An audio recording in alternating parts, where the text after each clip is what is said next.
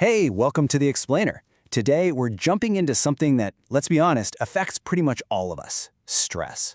But we're not just going to talk about being stressed. We're going to look at the science of actually mastering it, using a framework that's been developing for thousands of years. All right, let's get into it. So, does this look familiar? You know that feeling, right? You're just running in place. The more you worry, the more stuff pops up to worry about, and you just can't seem to find the off switch. It's a super common feeling, and believe it or not, there's a scientific name for this whole mess. Yep, it's called the vicious cycle of stress. And that name is perfect, isn't it? Because it really is a self-fueling machine. Once it gets going, it can feel impossible to stop. But understanding exactly how it works, that's the first real step to taking it apart. Okay, so this lays out the trap perfectly. It all kicks off with some kind of trigger, and then the anxious thoughts start swirling. But here's the kicker. Those thoughts aren't just in your head. They cause real physical tension in your body. That tension then creates alarming feelings, like a racing heart or tight chest. And what does our brain do? It interprets those feelings as more danger, which just pours gasoline right back on the fire of those anxious thoughts. See? It's a completely closed loop, and it can spin up really, really fast. It sounds totally inescapable when you lay it out like that. But what if there was a weak link in that chain? What if you could find just one spot to intervene and stop the whole thing from spiraling out of control? Well, the key to breaking that chain came from a really radical idea that completely flipped our whole understanding of emotions upside down. For centuries, we just assumed our feelings caused our bodies to react. But a new way of thinking suggested, hey, maybe we've got it backward. And here it is. This is the quote that changed everything. Back in 1884, the psychologist William James proposed this. Just think about that for a second. He's not saying we tremble as a result of being afraid. He's saying the physical act of trembling is what our brain labels as the emotion of fear. This was a total game changer. So this is the big aha moment. If James is right, if our physical actions can actually create our emotions, then we've suddenly got a brand new way into that vicious cycle. Instead of trying to argue with our anxious thoughts, which, let's face it, almost never works, we can go straight to the physical part. We can change our body to change our mind. And this wasn't just some cool philosophical idea to debate. It became the actual foundation for a whole new scientific approach to our well-being. So let's take a look at how this idea grew up, from really ancient practices to modern medicine. Now, the idea of using your body to calm your mind is ancient. We see it in yoga practices from 3000 BC and in Buddhist meditations from 550 BC.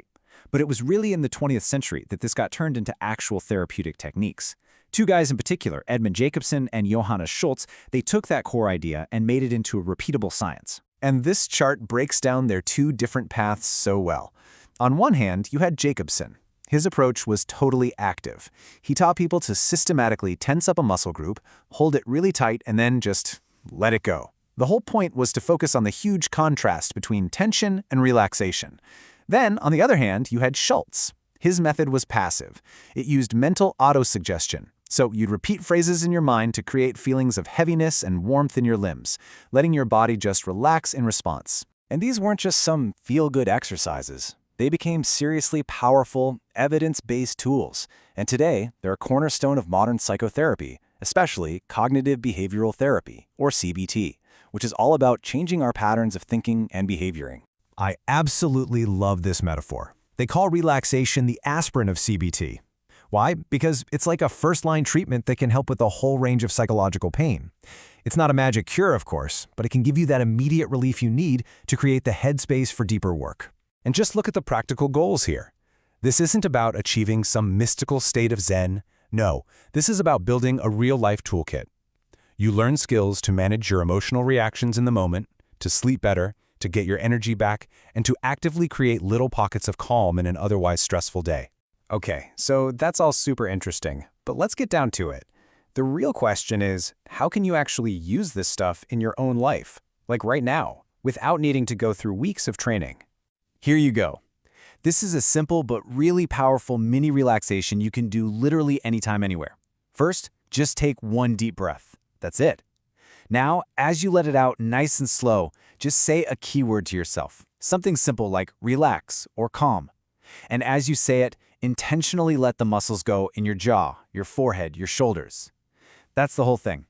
It's a way to hit the pause button on that vicious cycle in less than 5 seconds. And here's another really cool concept, differential relaxation. Think about it. When you're typing at a computer, are your shoulders hunched up by your ears? Are you clenching your jaw while you're driving? This is the practice of just noticing and releasing tension in muscles that you aren't even using for whatever you're doing. It's about bringing relaxation into your everyday active life, not just saving it for when you're meditating. So, we've gone on this journey from controlling the body to calm the mind. But in the last few decades, this whole field has evolved again. It's built on these principles, but added a really important new layer: awareness. And that evolution is really captured by a word you've probably heard a lot: mindfulness.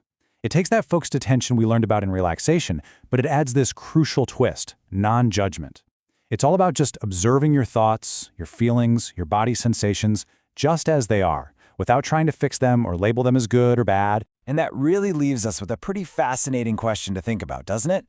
We started this whole journey learning how to actively control our physical state to change how we feel, but this modern evolution suggests there's another path, one of just watching and accepting. So what's the real goal here? Is true mastery about becoming the ultimate controller of our inner world, or is it about finding peace by simply letting it be?